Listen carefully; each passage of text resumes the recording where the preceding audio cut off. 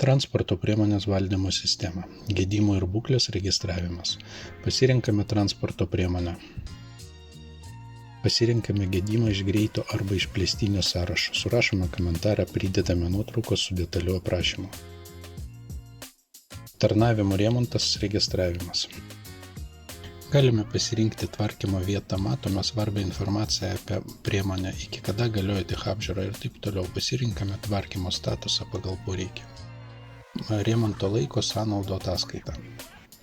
Ataskaita parodo, kiek gedimų registruota, sutvarkyta, kiek procentų sutvarkyta.